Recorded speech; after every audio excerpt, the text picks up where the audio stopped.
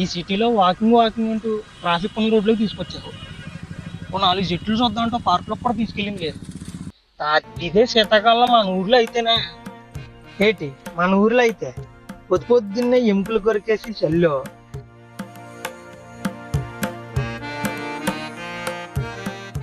అలా చీలిగట్లకేసి వెళ్తుంటే దట్టమైన మంచు చుక్కలతో మెరిసిపోతున్న పచ్చని పైరు, ఓ పక్క పిల్లకాలంలో అరటి తోటలు, కొబ్బరి చెట్లు, అలా నడుచుకుంటూ వెళ్తుంటే ఈదుల్లో వాకిట్లో కల్లాపులు, అప్పుడే బయలుదేరిన పాల సైకిళ్ళు, అలా చెప్పుకుంటూ పోతే ఎన్నో ఉంటాయ్యా.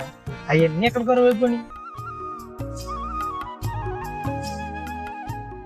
నిజమేనయ్యా, నువ్వు చెప్తుంటే మన ఊరిని మిస్ అవుతున్న ఫీలింగ్ నాకు కూడా వస్తుంది. అయినా ఈ సిటీలో మన పాటలు పొరపాటును కూడా పోవగానే ఈ సంక్రాంతికి కనీసం 2 రోజుల ముందే వెళ్ళిపోదాం.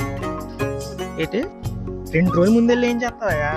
అబ్బా జరుగుతే ఊర్లో పండగ బాలేవాడువే బాబు, మన గోదావరి దగ్గర పండుగ ఎలా జరుగుద్దో ప్రత్యేకంగా చెప్పాలా?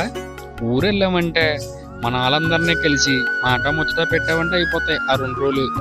ఇంకా అక్కడి నుంచి పోలీసులు పర్మిషన్ కోసం చూస్తూ ఉంటావేమో. ఇవ్వడం పాపం.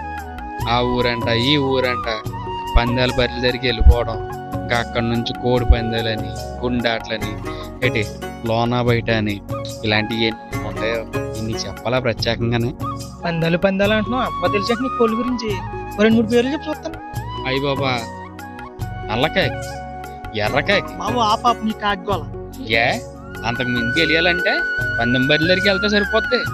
రాళ్ళే అంటారు, ఇది మాది మాది, ఇది మీది, అది మాది ఇది అని చెప్పి అంటారు. అయితే అది మాది, పట్టు పందెం అంటాం అంతే.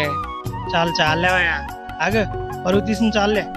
నాకు తెలిసిన కోళ్ళ గురించి చెప్తాను, నువ్వు విను. బాగా తెలిసేటా నీకు? ఏది చెప్పు. డేగ, దీని ఏకలు చూడు ఎర్రగా ఉంటాయి. దీని కళ్ళకు ప్రత్యేకత ఉంది.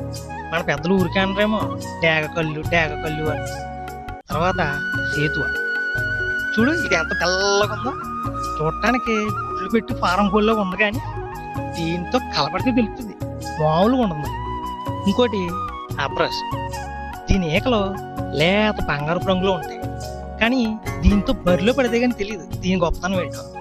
ఇంకా నెమలి, కెక్కిరాయి, సవల, పర్ల, కాకి, మైల, పచ్చకాకి, రసంగి. ఇదేటా మరి ఫస్ట్ 2-3 వాటికేమో వివరంగా చెప్పు బానే, మిగిలిన ఏంటి పేర్లు చదువుకుంటూ వెళ్ళిపో బొమ్మ వేసేసి. నాకు తెలియక కాదురా, మన వ్యూవర్స్ చెప్పాలి కదా.